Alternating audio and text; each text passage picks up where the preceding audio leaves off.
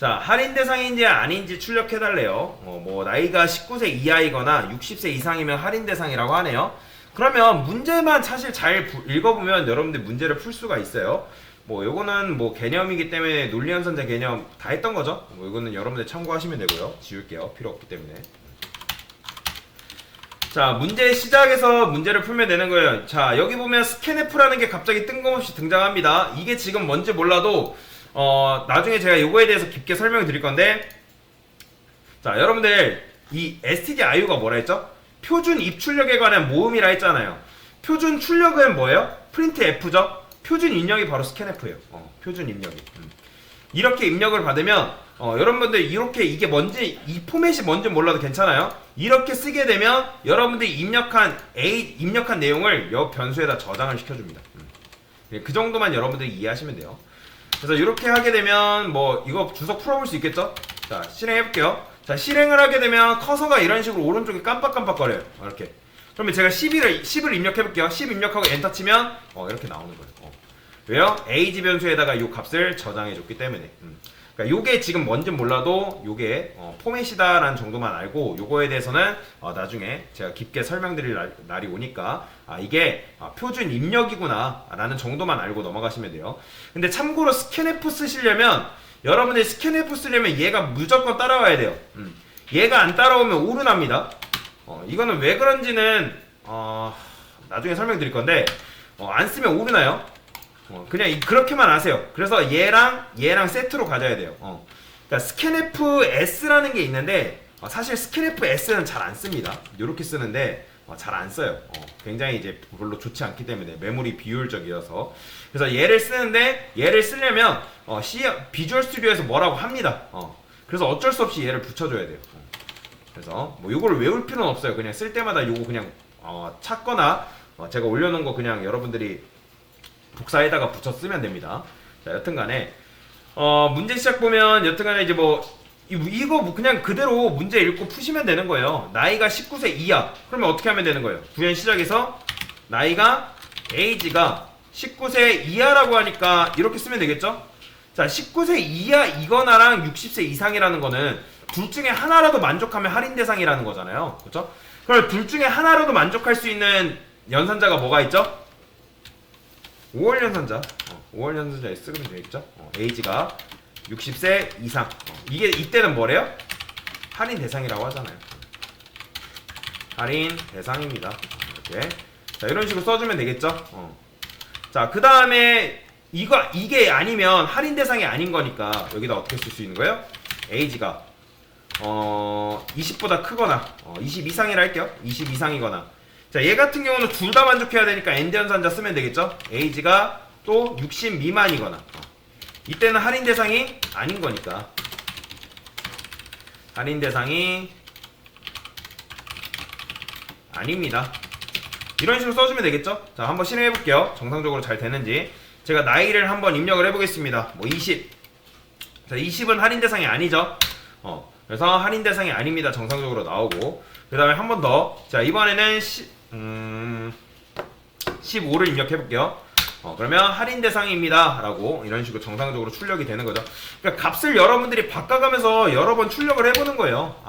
내 코드가 정상적으로 잘 돌아가는구나 라고 확인을 할 수가 있는 거죠. 자, 그런데 이런 식으로 사실 쓸 수는 있지만 이게 지금 버전 첫 번째거든요. 버전 첫 번째. 자, 두 번째는 어떻게 쓸 수 있을까요?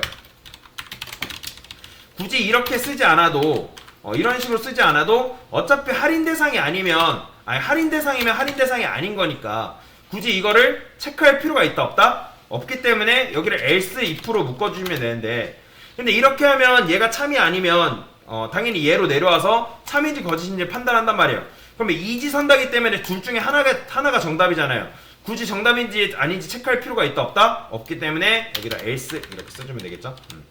자, 이렇게 하게 되면 좀 더 깔끔한 코드가 만들어지는 거죠. 그래서 요거보다는 요렇게 쓰는 게 좀 더 깔끔한 코드다. 자, 시작 나이 입력 뭐 20, 뭐 30 입력하면 할인 대상 아니다. 그 다음에 뭐 70 입력해볼까요? 70 그러면 할인 대상이다. 이렇게 나오죠. 그래서 이런 식으로 문제를 풀면 된다. 자, 그 다음 문제 한번 풀어보겠습니다. 자, 요거는 어떻게 풀 수 있는 거예요? 자, 요것도 스캔F 있어요. 요거는 설명 더 안 드릴게요. 요거는 나중에 어차피 깊게 더 설명 드릴 날이 와요. 근데 얘는 여기 보시면 엔드 연산자랑 5월 연산자 없이 풀래요. 그러면 자, 엔드 연산자 5월 연산자 없이 푼다 해가지고 당황할 게 아니라 차례대로 해보는 거예요. 왜요? 나이가 19세 이하일 때 그리고 60세 이상일 때를 먼저 구현하면 되니까 어떻게 하면 되는 거예요? if age가 19 이하일 때를 먼저 구현하면 되겠죠? 이때는 할인 대상이죠? 그렇죠? 할인 대상입니다. 자, 그리고 또 어떻게 하면 되는 거예요? if만 하나 더 써주면 되겠죠? if만 하나 더 써줘가지고 age가 60 미만일 때, 그렇죠? 60 미만일 때 이렇게 하면 돼. 이때는 그죠? 이때 이걸 이렇게 써야죠. 60 이상. 60 이상이니까 이렇게. 그래서 이때도 할인 대상이니까 이렇게 써주면 되겠죠? 이렇게.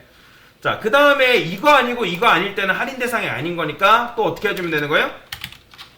age가 60보다 다시 age가 20보다 클 때.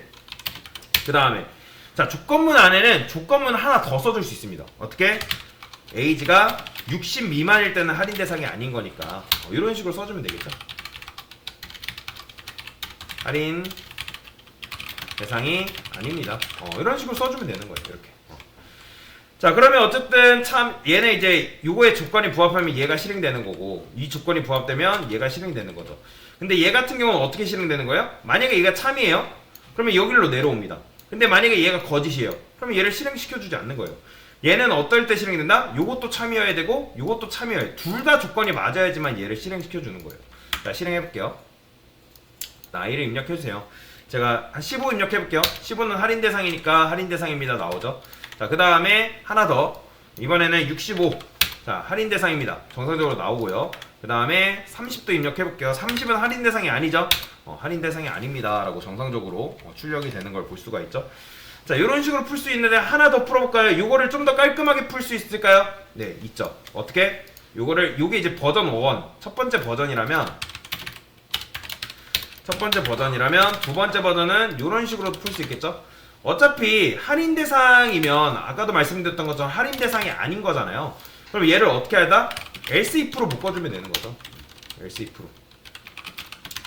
이렇게 하게 되면 아까 이제 3개의 덩어리보다는 1개의 덩어리가 됐기 때문에 코드가 좀 더 빨리 실행된다고 말씀을 드렸죠. 코드가 좀 더 빨리 실행되고 우리가 원하는 결과는 당연히 위에서 확인했기 때문에 얘도 정확하게 출력이 되는 거예요. 그러면 얘가 참이에요. 그럼 얘네들은 거들떠 보지도 않겠죠. 근데 만약에 얘가 참이 아니다? 그럼 얘로 내려오겠죠? 만약에 얘가 참이에요? 그럼 얘는 거들떠 보지도 않는 구조가 되는 거예요. 근데 굳이 만약에 얘 둘 다 참이 아니면 얘가 얘로 실행될 수밖에 없는데 얘를 굳이 체크할 필요가 있어요, 없어요? 없는 거잖아요. 그렇죠? 그렇기 때문에 굳이 체크하지 않아도 되기 때문에 여기를 어떻게 한다? 그냥 else로 써주면 되겠죠.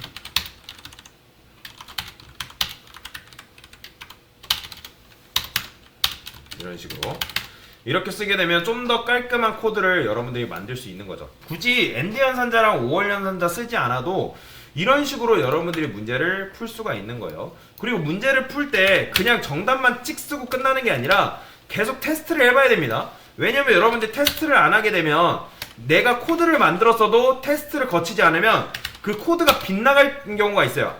또는 운이 좋아서 코드가 실행되는 경우가 있는데 절대 프로그래밍은 운에 맡기시면 안 됩니다. 운에 맡기면 프로그램 다 망하는 거예요. 그래서 정확하게 테스트를 여러분들이 거쳐야 돼요. 그래서 데이터를 여러 가지 입력을 해보는 겁니다.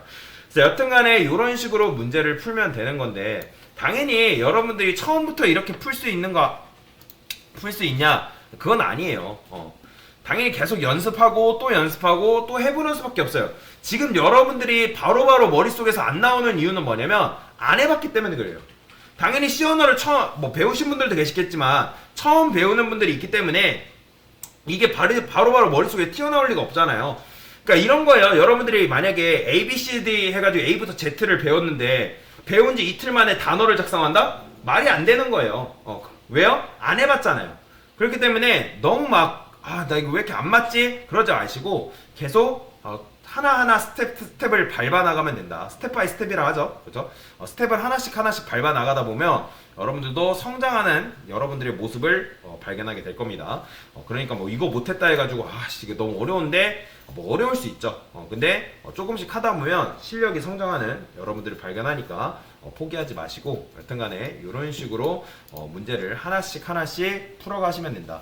그래서 코딩은 문제를 푸는 것도 중요하지만 문제를 푸는 게 목적이 아니라 원리를 이해하는 게 굉장히 중요합니다. 원리를 이해하지 않고 하는 코딩은 나중에 문제가 일어날 가능성이 굉장히 높아요. 그렇기 때문에 지금 이렇게 조건문도 여러분들 풀 때 그 원리를 잘 이해해 가면서 문제를 푸는 연습을 하시면 되겠습니다. 그래서 일단 문제를 여기까지 한번 풀어봤습니다.